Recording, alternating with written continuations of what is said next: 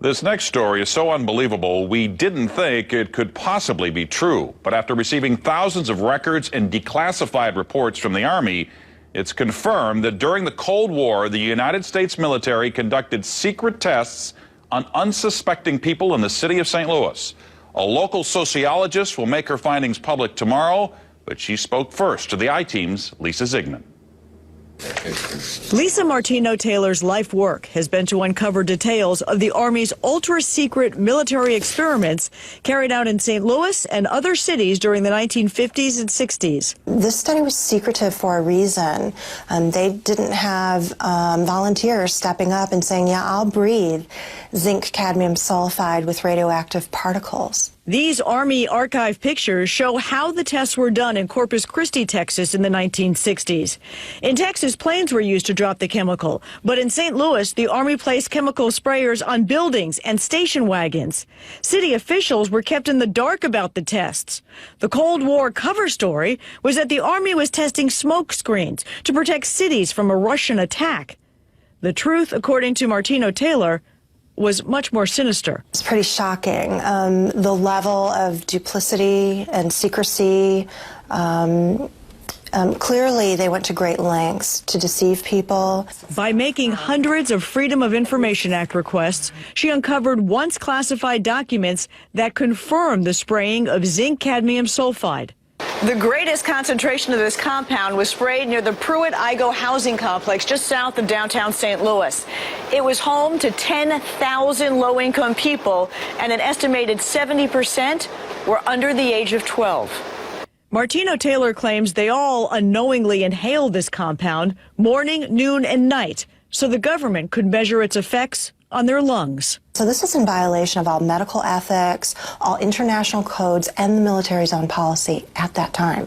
In 1994, then Congressman Richard Gephardt asked the Army to open its records and explain the St. Louis testing. We want to make very sure that nothing went on that would harm anyone and that all the facts are out on the table.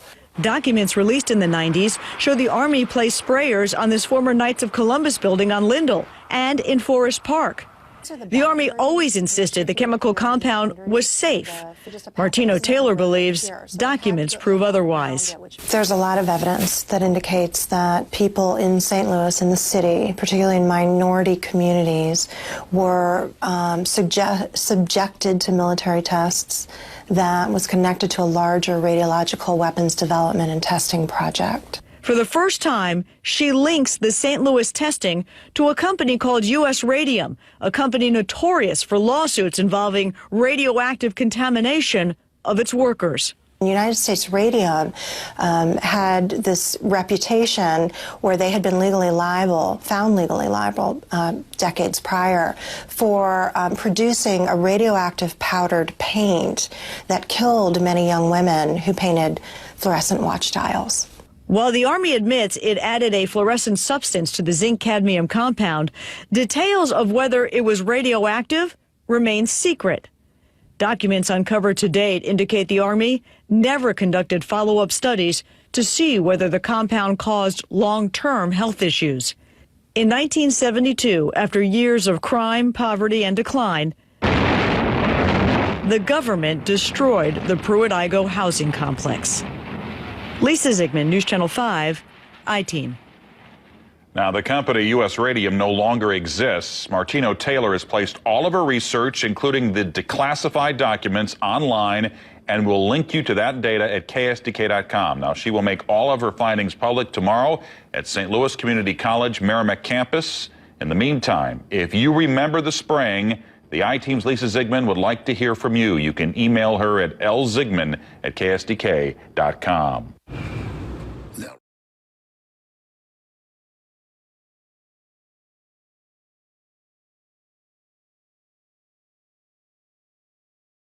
String of congressional investigations has uncovered more than 20,000 secret tests that were carried out against the American people between 1910 and 2000. One well-known eugenics study, the Tuskegee Syphilis Project, killed hundreds of blacks and spanned 40 years until whistleblowers exposed it in 1972. From 1943 until present, The British have tested lethal nerve gas on their own personnel on land, air, and sea. Many died instantly. Still others died grueling deaths over several years. The federal government commissioned secret radiation experiments on thousands of non-consenting patients.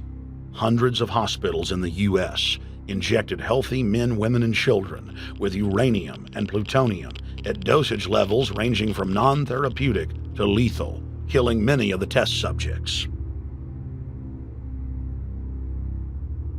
Pregnant wives of GIs were given vitamins by base doctors that actually consisted of highly radioactive uranium-239 and plutonium-241, resulting in violent miscarriages and the death of the mothers. The covert testing of chemical, biological, and radiological agents on unsuspecting populations continues worldwide today. From 1940 to 1979, the vast majority of the British population was sprayed by aircraft more than 2,000 times with deadly chemicals and microorganisms without ever being told. In 1968, the Pentagon tested a deadly bioweapon on New York subways and placed personnel in local hospitals to monitor the effects. Aggressive sterilization of men and women continued in many states until the mid-1980s. The United States and England are currently testing pesticides and highly toxic experimental drugs on tens of thousands of healthy foster children, many of which die as a result of the experiments. Globally, we are so far above the population and the consumption levels which can be supported by this planet that I know in one way or another it's going to come back down. So I don't hope to avoid that. I hope that it can occur in a civil way, and I mean civil in a special way. Peaceful. Peace doesn't mean that everybody's happy, but it means that conflict isn't solved through violence, through force, but rather in other ways. And so that's what I hope for. That we can, the planet can support something like 1 billion people, maybe 2 billion, depending on how much liberty and how much material consumption you want to have. If you want more liberty and more consumption, you have to have fewer people. And conversely, you can have more people. We could even have 8 or 9 billion probably if we have a very strong dictatorship, which is smart. Unfortunately, you never have smart dictatorships. They're always stupid. But if you had a smart dictatorship and a low standard of living, you can have it. But we want to have freedom and we want to have a high sentence. So we're going to have 1 billion people. And we're now at 7. So we have to get back down. I hope that this can be slow, relatively slow, and that it can be done in a way which is relatively equal, so that people share the experience and you don't have a few rich, trying to force everybody else to deal with it. So those are my hopes. These are pretty pessimistic hopes, but that's... As most of us have feared, the lockdowns are coming back. Federal officials from the TSA and from the U.S. Border Patrol have contacted InfoWars and revealed that the Biden administration is now setting the stage for full COVID lockdowns.